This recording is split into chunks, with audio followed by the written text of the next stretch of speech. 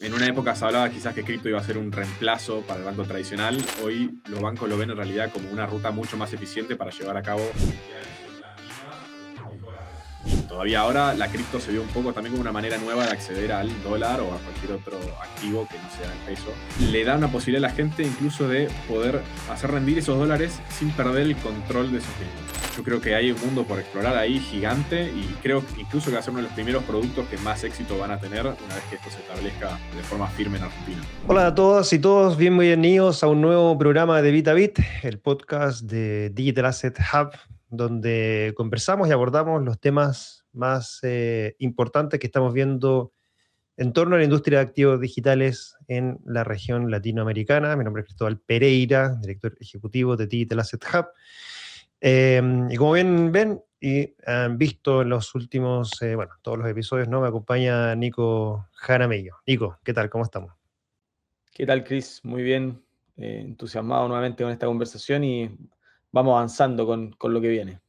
Sí, por supuesto. Siempre es bueno estas conversaciones y sobre todo con este tipo de invitados que para nosotros, como foco de Digital Asset, es muy valioso porque nos da el contexto de un actor importante, un sector obviamente importante como lo es la banca en Argentina, y conocer más al respecto de lo que está pasando en dicho país, reconocido obviamente a nivel mundial por su ecosistema muy pro hacia lo que es activos digitales, pero también entender desde el lado más institucional cómo lo están abordando, qué están viendo, cómo están experimentando eso, y esa es la idea de este podcast. Así que esperamos que todos y todas estén atentos a lo que podamos conversar el día de hoy y, por supuesto, agradecer a nuestros partners que hacen posible el desarrollo de este espacio, como lo son BitGo, Orionex, y recientemente se nos ha sumado también Tether como partner de Digital Asset Hub, así que estamos muy felices y contentos con este nuevo partnership y, por supuesto, con mucha actividad que vamos a tener durante este año 2026, así que no se pueden perder todo lo que tenemos. Pueden encontrar toda la información en nuestra página web digitalasset.hub.la y en nuestras redes sociales también, que van a encontrar en nuestra página web. Ya, pues, sin más preámbulos, invitamos entonces a que se sume nuestro invitado el día de hoy, Gaspar Eskenazi. ¿Cómo estás, Gaspar? Bienvenido. Hola Cristóbal, hola Nicolás. Bueno, primero que nada, muchas gracias por invitarme a este espacio. Pero bueno, muy bien, por suerte. ¿Ustedes? Todo muy bien. Todo muy También. bien, muchas gracias por sumarte, entusiasmados con la conversación, viniendo además de uno de los países más digitalizados, podríamos decir, del mundo y de Latinoamérica, así que entusiasmados con lo que vamos a conversar. Sí, es. Genial. Bueno, Gaspar es New Business Development del Grupo Petersen, uno de los principales grupos financieros de Argentina, con presencia en varios bancos regionales. Y como bien les comenté, la idea es conocer qué está pasando respecto de esta industria y esta área, por supuesto, en Argentina. Gaspar, parto preguntándote cómo ves que Sí. está viviéndose hoy día la banca en Argentina, sobre todo con esta nueva tecnología o esta nueva clase de activos digitales que están naciendo, o ya en desarrollo, crecimiento, mejor, más dicho que naciendo. Claro. Bueno, más que nada acá hay un poco un conflicto entre lo que apuntamos los bancos, la dirección que queremos tomar y lo que vemos en el futuro, y un poco la situación actual del país y lo que ven los reguladores, ¿no? Ya tanto nosotros como un par de jugadores más del ecosistema están haciendo una apuesta en todo lo que es el mundo cripto, más que nada como una ruta futura para actividad futura, digamos. Es decir, en una época se hablaba quizás que cripto iba a ser un reemplazo para el banco tradicional. Hoy los bancos lo ven en realidad como una ruta mucho más eficiente para llevar a cabo actividades que son las mismas o mejoras de las mismas, digamos. Lo que sucede específicamente en Argentina es que, dada la situación económica del país, hoy está bloqueado. Una de las razones es claro, un miedo general al que todo lo que sea intercambio cripto en realidad termina impactando en lo que es dólar y por lo tanto devaluación de la moneda. Entonces la medida que se tomó fue justamente bloquear el acceso, más que nada para las instituciones bancarias y billeteras virtuales, digamos, que serían los players que más moverían la aguja dentro de todo. Entonces, se creó una situación en donde los bancos están desarrollando y generando un ecosistema, o se están integrando en su forma, pero todavía no están habilitados para usarla. Entonces, estamos todos preparados para el momento, pero todavía no la vemos. Seguimos con una promesa estamos hace más de un año diciendo el mes que viene lo liberan, y bueno, se ve que dentro del poco plazo se libere, pero todavía la verdad es que no sucedió. Sí. Y en esa línea, la liberación, o más bien dicho, a propósito de este amarre, no sé cómo llamarlo, ¿quiénes son los que están operando? Sí.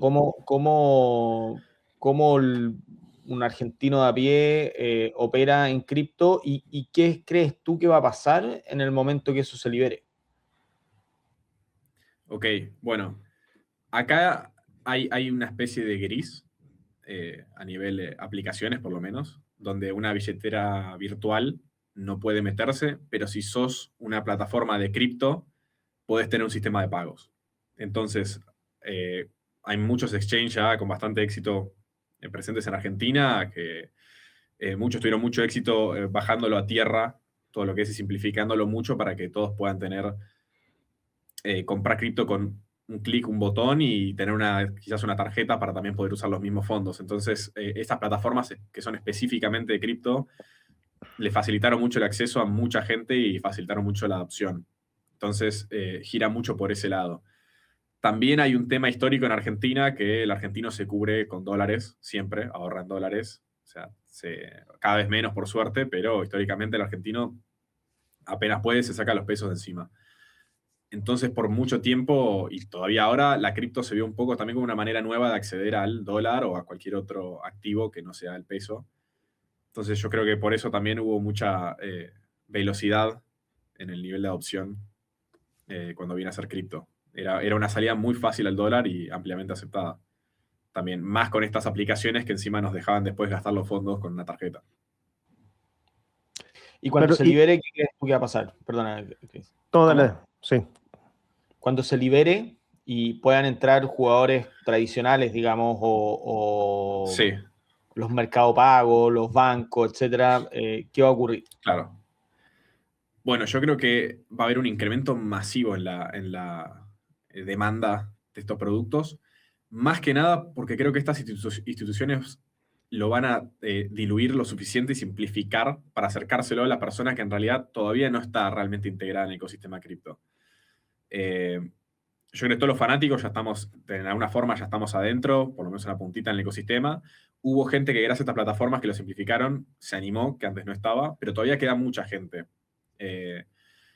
Más incluso si te metes en diferencias de edades, quizás gente de otras generaciones o gente que simplemente no tiene tanta afinidad por lo tecnológico, no se anima a dar el salto y todavía quiere ver el billete o la cuenta de banco, la institución atrás. Yo creo que una vez que instituciones grandes, bancarias y reguladas, digamos, que den ese tipo de confianza quizás al que no se animó a hacer el salto, le van a facilitar mucho el acceso. Es más, yo creo que idealmente la persona incluso quizás visualmente sigue viendo pesos en su cuenta y por atrás quizás el banco está usando una stablecoin para facilitarse la operatoria, o mismo le dice compraste dólares y quizás tiene una stablecoin porque se llegó al punto en que es prácticamente equivalente, que si uno quiere retirar dólares se venderá la stablecoin y te darán dólares o viceversa. Yo creo que se va a empezar el camino a cortar un poco la diferencia entre lo que es fiat y cripto, que se empieza a mezclar todo un poco más y interactuar mucho más entre sí. Sí, estoy de acuerdo. De hecho, acá en Chile la disrupción de Mercado Pago con la integración que hizo para ofertar activos digitales ha evolucionado y ha permitido que mucha gente, como bien dice Gaspar, que por ahí le cuesta todavía un poco, les facilite este acceso, ¿no? Porque uno para un exchange tiene que abrir cuenta en una plataforma, subir sus documentos y hacer todo un proceso que para muchos es engorroso y hoy día que ya operan bastante con Mercado Pago, El simple hecho de que se aparezca una opción que dice criptomoneda y en la misma aplicación poder comprar y vender facilita bastante esa operación. Y claramente que cuando llegue el punto en que Argentina se pueda hacer eso, va a haber una adopción y una ola mucho mayor de lo que ya están teniendo hoy día los argentinos. Y continuando en esa línea, Gaspar, ¿en qué momento ves tú que las instituciones, perdón, bancarias empiezan a adentrarse en esta conversación? ¿En qué punto ven que quizás está avanzando esto de los activos digitales, están estas billeteras que facilitan la adopción y una institución bancaria dice, oye, esto está interesante y hay que empezar a quizá analizarlo, ¿no? Como a integrarse. ¿En qué punto crees tú que empezó esta conversación o interés por el lado más de la banca? Yo creo que recientemente hubo un cambio muy fuerte que justamente el mundo tradicional se dio cuenta que esto pasó de ser más una moda o a un nicho nuevo o algo, un experimento, a ver que empezaba a haber proyectos serios. Se le empezó a dar quizás más importancia, un foco de atención desde los gobiernos o las instituciones, que se venía para serio, que yo creo que esto pasó en los últimos 2 años, quizás 4, pero es muy, muy reciente. Yo creo que más que nada la popularidad de las stablecoin hicieron que realmente le presten atención y vean una eficiencia absoluta. Hubo apariciones de plataformas nuevas que hacían lo mismo que hacía un banco, pero quizás ofrecían servicios ya. Por ejemplo, en Europa hay algunas que usan cripto de trasfondo para las transferencias internacionales, entonces ofrecen precios mucho más competitivos. Yo creo que en el momento que se dieron cuenta que si seguían por la misma vía no iban a poder competir, tuvieron que aceptar la nueva realidad y empezar a unirse o a incluir esta nueva vía o camino para poder ofrecer productos nuevos o mejorar los que ya tienen. Sí, y en esa como quizás fue como sabían de qué estaba, es decir, la banca, estas instituciones financieras sabían que estaba pasando esto, pero como tú dices, el tema de la stablecoin gatilló como un golpe en las instituciones bancarias, es decir, esto como que llegó rápido, como que ya muchas empresas, ya no solamente personas, sino que empresas empezaron a hacer uso de las stablecoins y por ende empezaron a darse cuenta que esta nueva infraestructura de pagos ya no solamente, o esta nueva tecnología ya no solamente significaba, por un lado, la parte especulativa de inversión, sino que ya una nueva infraestructura de pago. Entonces, ¿cómo empieza a interpretarse eso? Y como tú bien lo dijiste al principio, ¿no? Los bancos, en vez de verse sobrepasados por esta tecnología y lo que en algún punto se pensaba que esta tecnología podía reemplazar a los bancos, en realidad los bancos lo que están viendo es una nueva infraestructura de pagos más eficiente de la infraestructura actual. Pero cómo eso se lleva a la conversación de esta tecnología, esta nueva infraestructura de pago, a algo que pueda interiorizarse dentro de un banco que lleva operando desde la misma manera o la misma forma quizás muchos años, ¿no? En su proceso, en su operación, en su regulación también. Sí, totalmente. Yo todavía recuerdo, hace varios años, en realidad los primeros experimentos eran pagar con Bitcoin. Hubo universidades que experimentaron con pagar la cuota en Bitcoin, plataformas de juegos, pero se lo veía justamente como eso, como un experimento. Al día de hoy todavía es completamente inestable tratar de fijar precios. Claro. Si varía de segundo a segundo lo que vas a pagar, realmente se vuelve imposible. Entonces, una vez que justamente surgieron estas monedas que le dieron seriedad y una referencia a la gente, donde la gente entendía el segundo que era, porque es prácticamente lo mismo. Claro.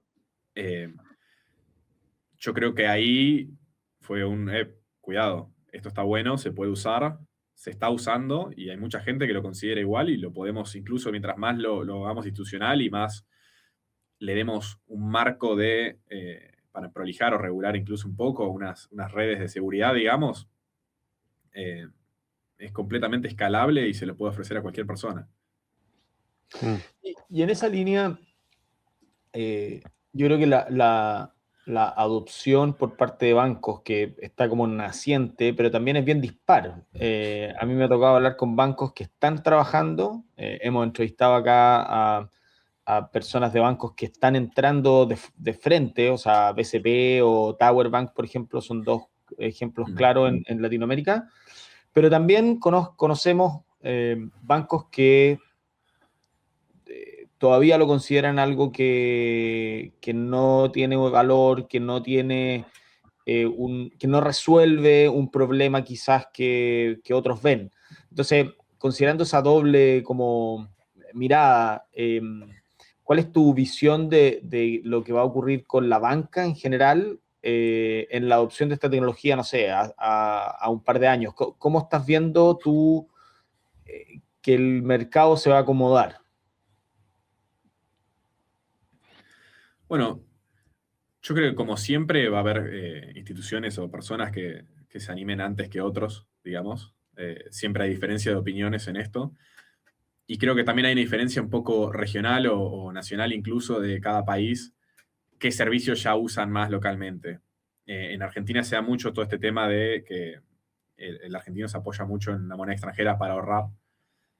En otros quizás se da que se usan mucho las transferencias internacionales. Entonces, creo que mientras más de esos casos de uso tengas donde realmente se marca una diferencia entre la vía de stablecoin, que es instantánea y baratísima, comparado a lo que puede ser, por ejemplo, un pago SWIFT, si estamos hablando de transferencias internacionales. Yo creo que ahí se va a adoptar más rápido, o va a haber incluso un incentivo más rápido para el que no la estaba viendo, que en el momento, si es que justamente era un servicio clave para ellos y empiezan a perder clientes, justamente se van a tener que apurar, si estaban atrasados, en integrarlo. Yo creo que una diferencia va a ser por necesidad y otra por el que se anime.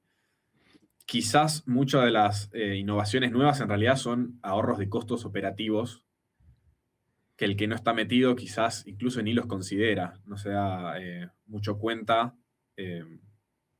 de todo el ahorro que puede suceder en la empresa una vez que se aplica este tipo de tecnología. Pero como te digo, yo creo que es por perspectiva y también por situación local. No se puede negar la situación local.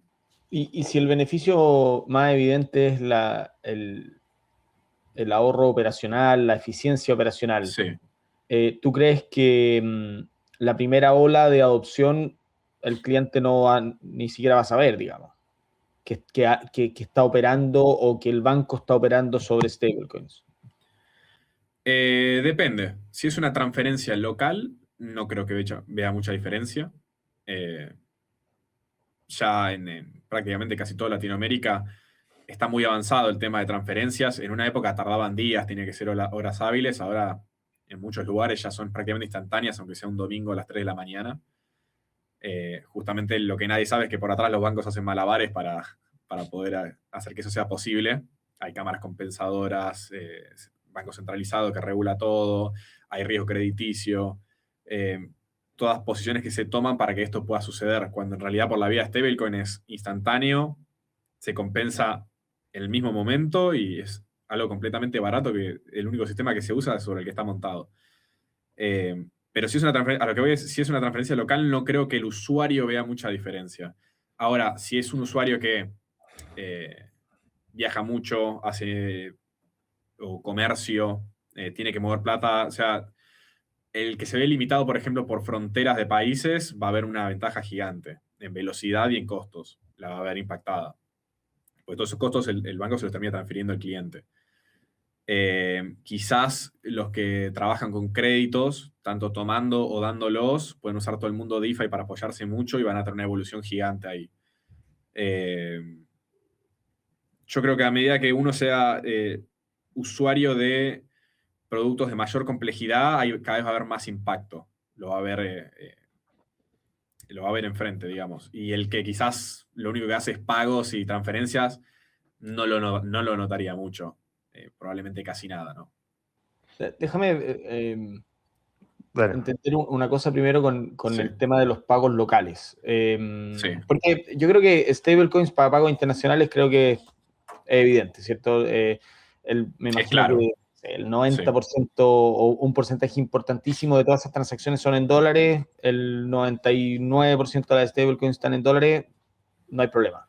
Pero en pagos locales eso no ocurre, o sea, de hecho, me imagino que el gran volumen de pagos locales es en moneda local, y hoy día no hay stablecoins, o no hay de manera masiva, digamos, stablecoins denominadas en pesos, en soles, en, qué sé yo, euro incluso. Entonces, ¿cómo ves esa evolución? ¿Tú crees que en el futuro vamos a ver stablecoins de todas las monedas? Esto es una opinión personal, creo que sí, exactamente. Yo creo incluso que se va a difuminar la línea de stablecoin y fiat y simplemente la moneda emitida va a ser justamente por la vía criptográfica. O sea, ya no va a haber, yo creo que vamos a llegar al punto de no va a haber necesidad ya de llevar un registro como lo veníamos llevando cuando tenemos un registro perfecto en la blockchain y completamente trazable, incluso más seguro. Yo creo que una vez que se adopte eso y se integra a los sistemas de seguridad que ya tenemos, es un sistema absolutamente superior el cual no necesita el sistema viejo. ¿En formato de CBDC o en formato de stablecoin privada, digamos, como existe hoy? Es difícil decir, yo creo que se va a experimentar con ambos, incluso ya está pasando. Yo soy pro de que los proyectos que vienen de mano privada suelen ser más innovadores y eficientes generalmente. Pero aún así, si terminan tratando de reemplazar la moneda local, algún tipo de interacción o conexión al ente regulador central van a tener que tener. No sé, no va a haber escapatoria de eso.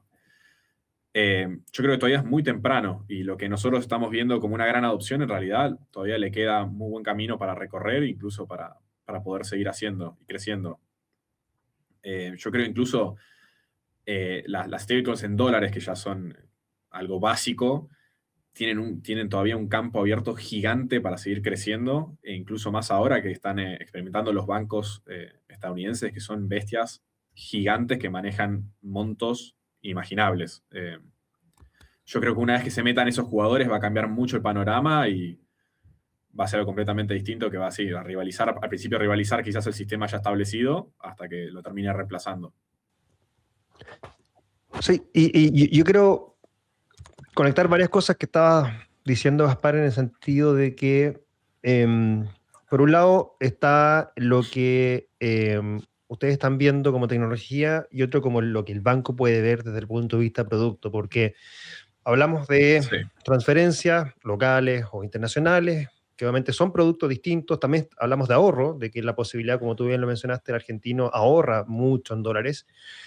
Y me conecto también con el tema regulatorio de lo que está pasando justamente, por ejemplo, en Estados Unidos con la Genius Act, perdón, con la Clarity Act, que está hablando de que los bancos están tratando de bloquear que la industria de activos digitales pueda dar rendimientos en dólares porque claramente son mucho más eficientes. Una persona puede ir y poner en un protocolo DeFi o en algún exchange centralizado sus dólares digitales y puede rentar al 3-4% cuando en el banco te da un 1% al año. Entonces, en ese ámbito hay una posibilidad también para el lado banca, quizás de un país como tú bien lo mencionaste, Argentina, que ahorra mucho en dólares, de proveer también la posibilidad de darle a sus clientes ahorro en dólares a una tasa bastante importante.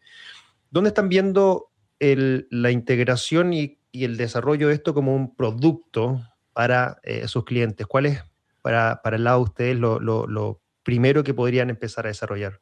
Genial, bueno, sí, eso es un tema justamente muy interesante. Específicamente en Argentina se da que muchos de estos famosos dólares en los que la gente ahorra en realidad están en forma de billete o en negro, en el famoso colchón, le decimos acá, debajo del colchón. Sí, debajo del colchón, exacto.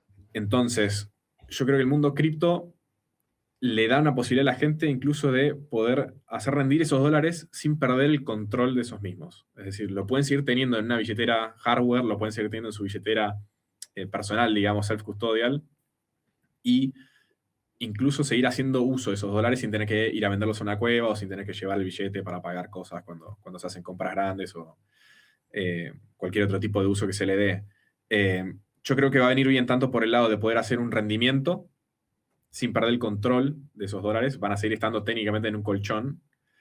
Acá, hago un disclaimer, hay una dificultad principalmente generacional de, bueno, hay una generación nueva que está diciendo, predicando que este es el camino nuevo y el correcto para tomar, y hay que ir a un quizás alguien de 60 más años, sobreviviente pyme, que pasó por todas las crisis, sobrevivió todo, y cae alguien quizás de mi edad o menos a decirle, no, saca tus dólares que tenés guardados, que cuidás con tu vida, y ponelos en esta wallet.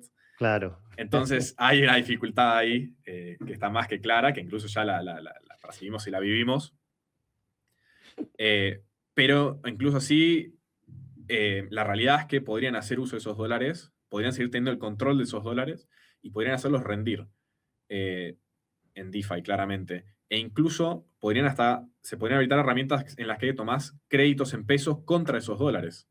Claro. Usando DeFi, lo mismo, también sin perder nunca el control de tus dólares, el ownership, digamos. Yo creo que hay un mundo por explorar ahí gigante, y creo incluso que va a ser uno de los primeros productos que más éxito van a tener una vez que esto se establezca de forma firme en Argentina. Ya volveremos rápidamente con nuestro episodio. Antes, déjame compartirte rápidamente unos pequeños mensajes de nuestros patrocinadores que hacen posible el desarrollo de este espacio de conversación. BitGo es el líder global en infraestructura para activos digitales, ofreciendo custodia regulada, wallets, staking y servicios de liquidación. Desde 2013 ha permitido a miles de instituciones y millones de usuarios operar de manera segura en el mercado cripto. Con presencia en todo el mundo, BitGo es el mayor custodio independiente y proveedor de staking del ecosistema. Para conocer más, visita su página web bitgo.com. Las criptomonedas no solo están subiendo de precio, están transformando la manera en que el mundo se mueve. Y las empresas lo están entendiendo. Con Orionex Business puedes gestionar grandes volúmenes de pagos con stablecoins y con la ayuda de un ejecutivo que lo hace sencillo por ti. Haz crecer tu empresa con el servicio OTC de Orionex y opera todo desde una sola plataforma. Descubre más en orionex.com. Ahora, me gusta el ejemplo de la pyme, de esta persona de 60 años, en que lo más probable es que no cambie su manera de operar. O sea, creo que pedirle a esa persona que salga del banco y se vaya a una billetera para poder obtener un rendimiento del, sé yo, 3, 4, 5%, no va a ocurrir de manera masiva, pero sí va a ocurrir de que su banco, o sea, la pregunta es, ¿va a ocurrir que su banco se lo ofrezca de manera, digamos, enmascarada, y que en vez de obtener el 3-4, eventualmente obtenga el 2,5, 3,5, y que el que lo envuelve se gane un pedacito de esa transacción, de tal manera de no tener que cambiar la manera de operar de ese cliente? Bueno, idealmente sí. Ahora, no hay que olvidarse que estamos hablando justamente del dinero que no están bancarizando. Ahí es donde justamente se pierde el alcance de los bancos. Claramente, el cambio de perspectiva que está viendo con la moneda en Argentina lentamente. La tendencia hoy es que cada vez se confíe un poquito más y estamos viendo que se calman las aguas un poco. Pero la persona que sobrevivió toda la crisis de 60 años de crisis, 4 años o 2 incluso de estabilidad, es un charco, es algo completamente temporal, no ve razón por la cual no volver a lo mismo en el futuro. Yo creo que acá hay que hacer una diferencia entre que una vez que los bancos empiecen a incluir todas estas herramientas, también la gente se va a empezar a animar más, se va a acostumbrar a usarlas, que es lo más importante. Quizás empiezan de a poco, comprando un poco de Bitcoin, USDT, lo que sea. Empiezan después con los rendimientos y así le vas de a poquito tirando cada vez más hasta que ya se sienten cómodos y no ven diferencia prácticamente. Yo creo que el trabajo de los ahorros que están por fuera del sistema bancario ya es trabajo de las plataformas independientes que se acercan con herramientas y los tienen que ir a convencer, incluso quizás yendo con su hijo, con su nieto. no directamente porque van a tener que tomar estrategias distintas, digamos. Pero sí, ya es algo separado de los bancos eso, y va a haber que tomar estrategias distintas para tratar de convencer o incluso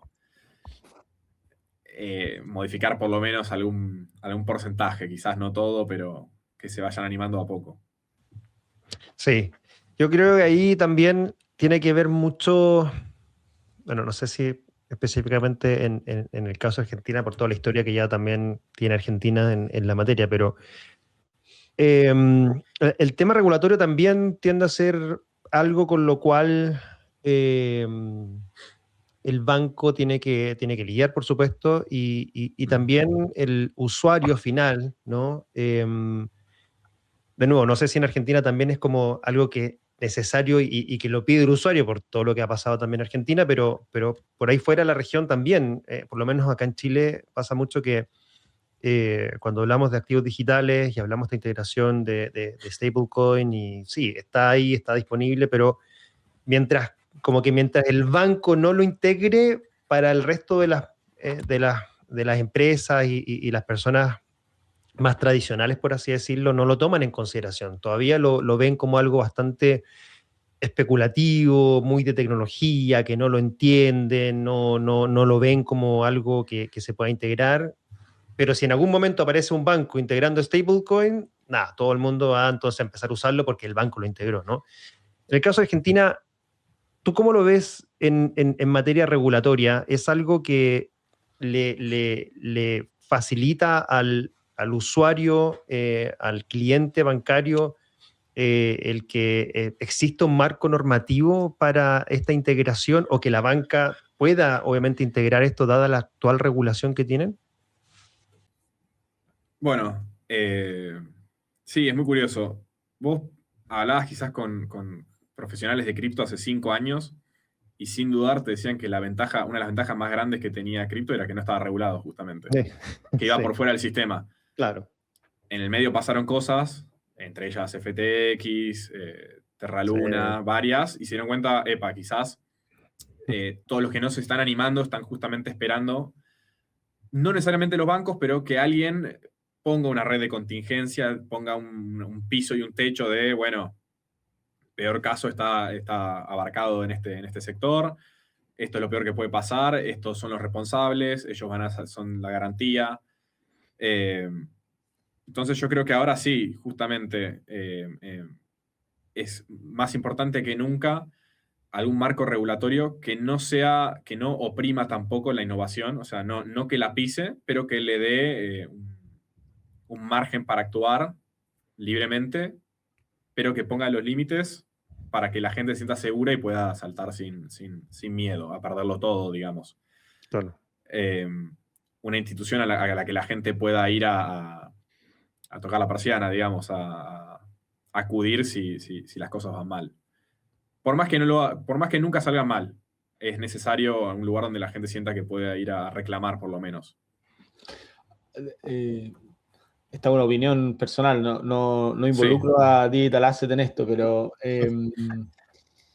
y de hecho, o sea, creo que lo que tú acabas de decir, Gaspar, es el caso ideal, digamos, pero si uno mira lo que está pasando en Estados Unidos ahora, en que las empresas cripto están, digamos, luchando contra el establishment, porque el Clarity Act, que es esta ley que busca darle esa claridad en la práctica al mercado que tú mismo decías que sería bueno tener, están peleando porque los bancos están poniendo unos límites que para DeFi serían negativos, y de hecho el CEO de Coinbase ha dicho un par de veces de que no está de acuerdo con la regulación que está saliendo porque de alguna manera perjudica la innovación.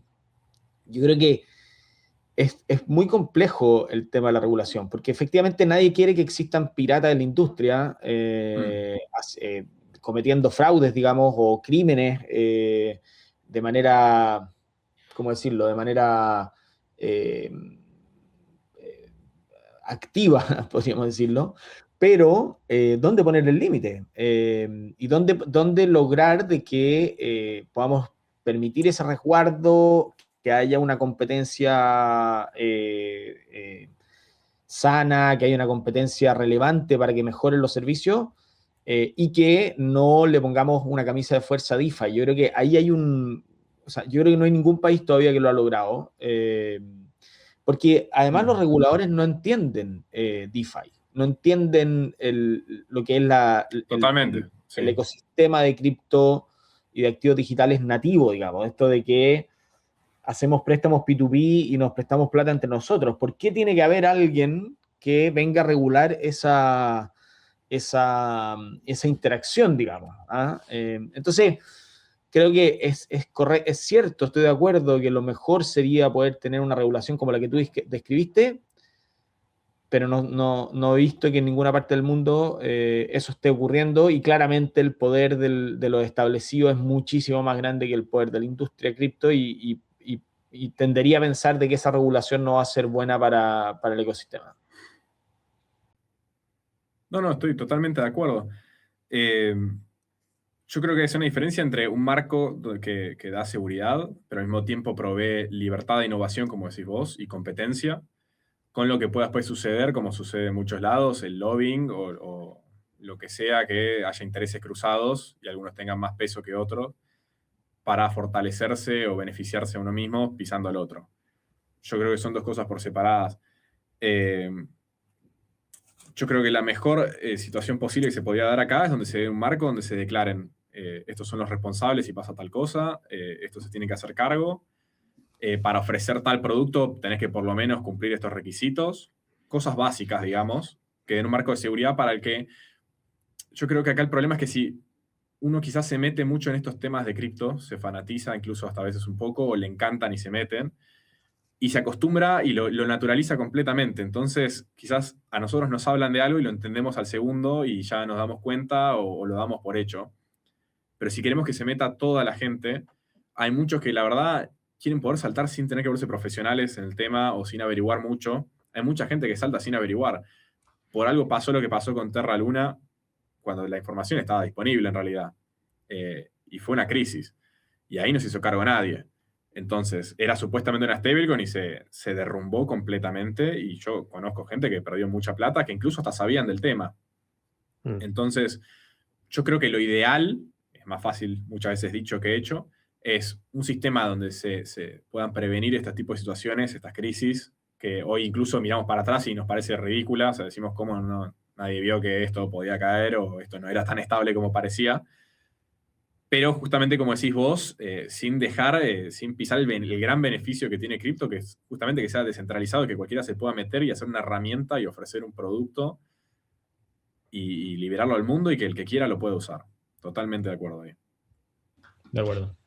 Oye, Gaspari, y en el caso de lo que está pasando en temas regulatorios y activos digitales en Argentina, sabemos que la Comisión Nacional de Valores, entiendo que se llama el regulador, que emitió una regulación en torno a la tokenización de activos en Argentina, siendo uno de los primeros como muy específico de tokenización de activos. Pero es como lo único que ha salido en torno a esta industria de activos digitales, porque entiendo yo que todavía no hay nada en materia de, bueno, stablecoin o cualquier otro tipo de aplicación o un contexto, un marco regulatorio general para todo lo que son los denominados VASP o los Virtual Asset Service Provider, que son todas aquellas empresas proveedores de servicios que van a empezar a ofrecer, que ya ofrecen cierto acceso a activos virtuales. ¿Ves que eso va por buen camino? ¿O cómo es tu visión respecto a cómo está avanzando estos temas regulatorios en Argentina? Bueno, todos los que estamos dentro de la industria siempre nos gustaría que todo sea más rápido y suceda al instante, ¿no? Dicho eso, igual creo que si comparamos a la región o al mundo, Argentina está dando pasos bastante innovadores, incluso. Lo que decimos de la CNB justamente fue un experimento, un sandbox que armaron para poder empezar a adentrarse en estos temas y creo que está buenísimo, justamente para atraer actores que no están involucrados previamente. No es lo mismo que haya un grupo de gente que lo empiece a hacer de la nada, que te reconozca un regulador como es la CNB. Entonces, también incluso a los que están adentro les conviene que vengan los de afuera, incluso hasta a veces para invertir dinero o lo que fuere, o poder hacer cosas en conjunto, de dar la plataforma que tienen ellos, que es más amplia en el momento.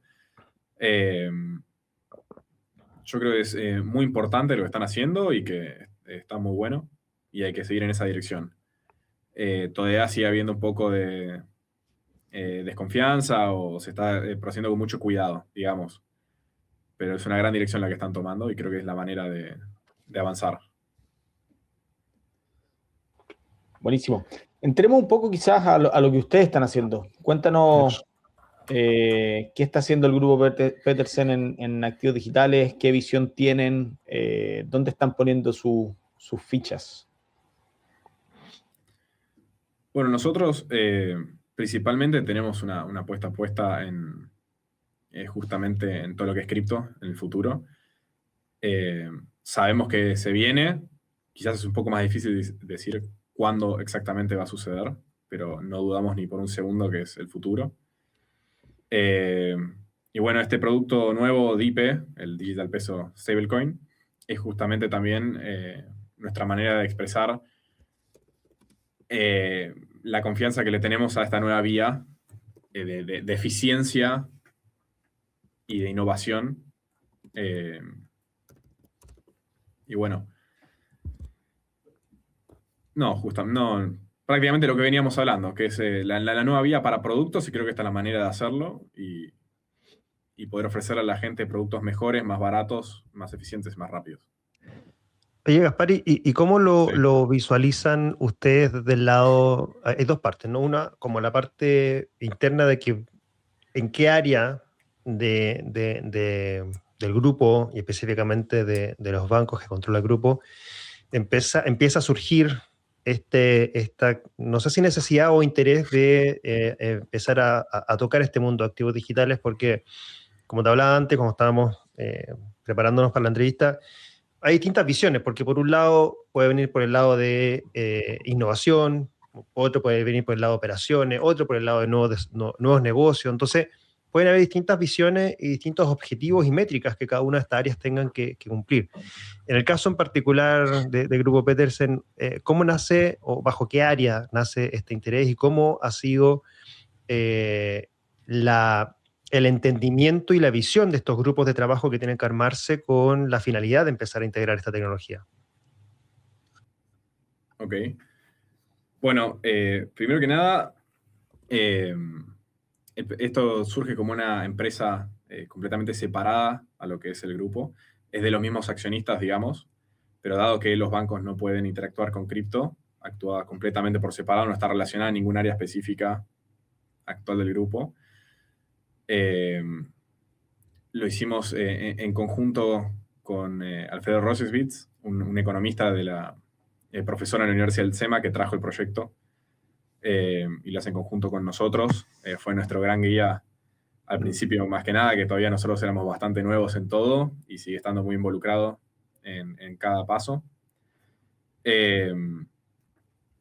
Y bueno, justamente la idea era, esto surge completamente como un proyecto independiente, como dije, de los mismos accionistas del grupo, pero como proyecto independiente, y justamente se apoya en todo el know-how y la estructura quizás que ya entendemos y conocemos de la parte bancaria, con el fin de hacerlo lo más transparente, lo más establecido, lo más firme y sólido posible, de la forma más seria que podemos. Es decir, que esto cumpla con todas las regulaciones y normativas contra las que se pelean en el banco justamente, usar todo ese conocimiento para poder establecer algo firme del lado cripto. Que los depósitos estén en una cuenta de banco, que cumplan con todos los requisitos de lavado de activos, de prevención de lavado de activos, el tema de que estén los fondos garantizados, estén auditados, y así puedo seguir un rato, poder apoyarnos en toda esa parte que para nosotros hoy es el corazón de nuestro proyecto y una de las ventajas y uno de los fuertes más grandes que tenemos. Oye, y en esa misma línea, cuando ya están avanzando en esta integración, en esta visión, y con ya los primeros experimentos que ya han realizado, ¿cuáles has visto que han sido los principales aprendizajes que han tenido en esta integración, en empezar a desarrollar sobre esta tecnología? Aprendizajes. Sí. Un gran aprendizaje fue darnos cuenta que por más que estos temas se estén hablando, se estén discutiendo, incluso los mismos reguladores lo estén hablando y discutiendo, todavía para nada están aceptados o normalizados dentro de los mismos reguladores que quizás están hablando.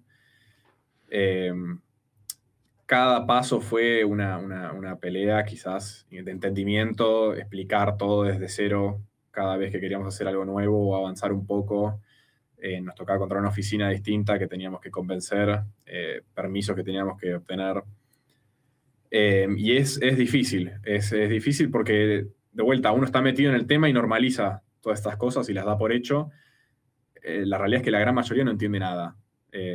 Se agobia e incluso, aún peor, lo único que sabe o se acuerda es la noticia mala que vio en el diario. Entonces ya entran con una mala impresión de todo y hay que como sacarlos de esa mala impresión y explicarles que este proyecto es claramente para bien y solo va a traer cosas buenas y se busca dar eficiencia y mejoras. Entonces, por un lado eso, el choque de perspectivas y costumbres. Yo diría que esa de lejos fue el mayor aprendizaje. Y después, bueno, todo lo que aprendimos como institución tradicional dentro de cripto en sí mismo. Hubo en el equipo mucha gente que aprendió muchísimo y se puso a estudiar justamente por este proyecto que apareció y aprendió muchísimo de principio a fin. Al día de hoy hubo un cambio gigante y ya gente que quizás sabía decir Bitcoin y Ethereum, hoy ya son prácticamente de los mejores profesionales que hay en el tema, hoy por lo menos en la región. Buenísimo. Y nosotros nos encontramos varias veces conversando con personas en instituciones financieras que lo tratan de empujar, que tratan de convencer al top management o al revés, top management que quiere entrar pero no sabe cómo. Entonces, considerando esa experiencia que ustedes han ido acumulando, ¿qué le recomendarías a un banco que lo está pensando pero no sabe si entrar o no? ¿Cuál crees que es la mejor manera, considerando la experiencia que ustedes tienen, el camino que ya han recorrido? ¿Qué recomendación le darías tanto a un, qué sé yo, a un director, a un ejecutivo del comité ejecutivo? Y también, ¿qué le dirías al otro lado? A alguien que está en un departamento de innovación, que dice, oye, el banco no está viendo esto de la stablecoins y necesitamos avanzar hacia allá. ¿Qué recomendación le daría a esos dos mundos para poder avanzar en un proyecto como el que ustedes tienen? Bueno, sí. Principalmente hoy del lado externo, digamos, la integración es muy poco costosa, no cuesta nada, digamos, a nivel costos. Entonces quizás un muy buen primer paso sería hacer una integración mínima y básica, quizás para habilitar compra y venta, por ejemplo. O sea, yo diría que empezar de a poco y ver realmente la adopción que tiene en los clientes dentro del mismo banco. Y una vez que se empieza a adoptar y se vea que justamente hay demanda más de la que uno cree, se empiezan a integrar productos de a poco. Hoy llamás a una empresa como Lirium y la integración se hace en cuestión de horas, prácticamente. Lirium es el partner con el que desarrollamos Dipe, la desarrolladora B2B. Hoy te contactás con ellos y haces una integración en cuestión de horas y ya tenés andando un sistema, por lo menos, si querés, arrancás con algo básico que no le da riesgo a la institución, como puede ser compra y venta, quizás. Ni siquiera transferencia, te digo, que así arrancan varios. Podés comprar, mantener, holdear y vender, por ejemplo.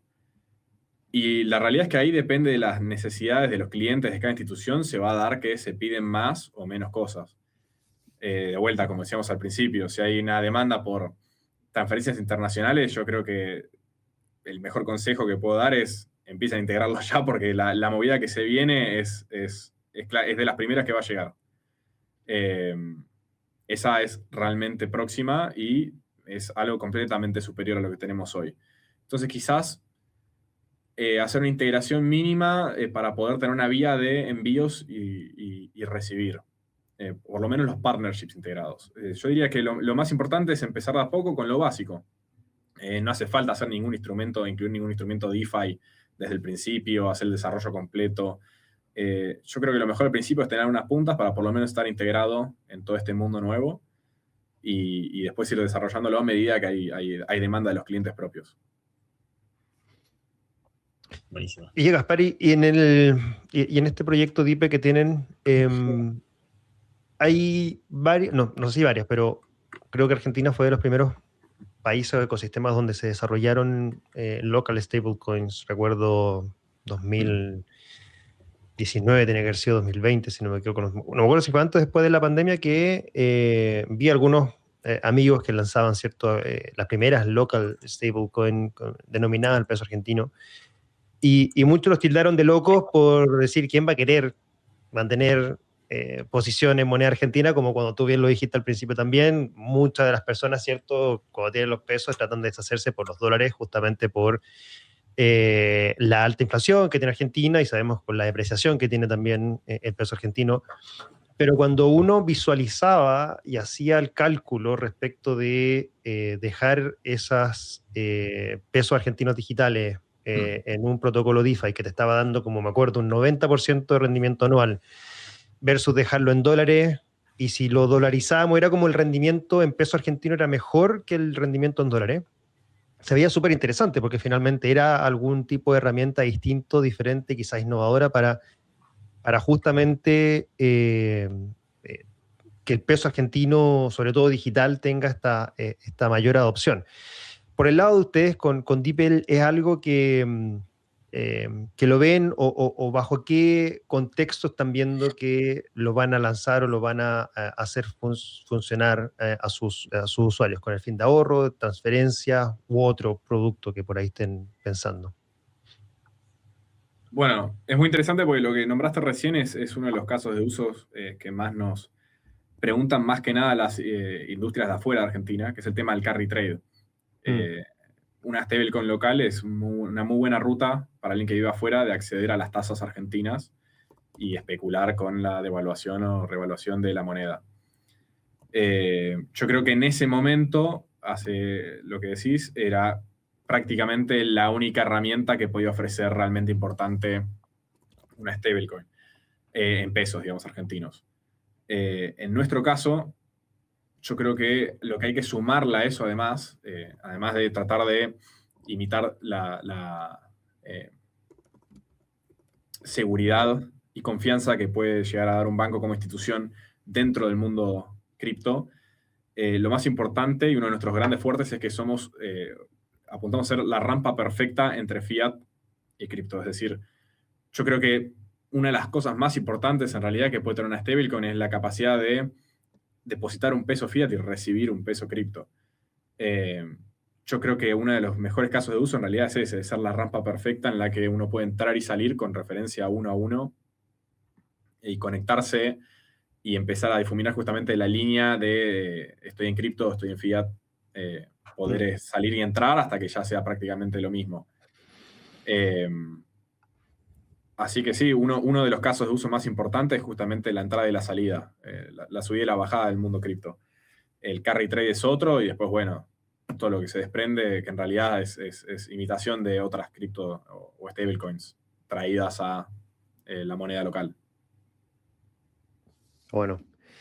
Oye, nada, pues Gaspar, de mi lado, no sé, Nico, si tienes alguna otra pregunta, pero nada, yo feliz de todo lo que hemos conversado. La verdad es que muy bueno, te agradezco, Gaspar, tu tiempo y tu visión respecto de lo que están haciendo. Así que por nuestro lado, nada, pues, agradecido de tu tiempo. Bueno, muchas gracias a ustedes por el espacio para poder hablar, así que encantado. Así que bueno, te vamos a dejar... Sí, te vamos a dejar invitado, bueno, cuando puedas, obviamente, participar de algunos de los eventos presenciales que tenemos dentro de Digital Asset Hub también, y porque esa visión y sobre todo ir conociendo estos avances que están teniendo desde el grupo va a ser súper interesante, así que de todas maneras te vamos a invitar en un tiempo más para ver cómo ha avanzado y cómo va el desarrollo de DIPE dentro de lo que va a ser este año. Así que muchas gracias por tu tiempo y sobre todo también a todos aquellos que nos han acompañado el día de hoy. agradecerles también. Recuerden dejarnos su like, compartir y sobre todo suscribirse al canal, porque mucha gente que nos ve y nos escucha no está suscrito, así que si suscriben nuevamente es mucho mejor, porque podemos dar más y mejores entrevistas como estas. Así que lo invitamos también a suscribirse en YouTube y en Spotify. Y toda la información la van a encontrar en nuestra página web digitalasset.hub.la. Nos vemos en un próximo episodio de VitaBit. Que estén muy bien. Hasta la próxima. Chao. Saludos.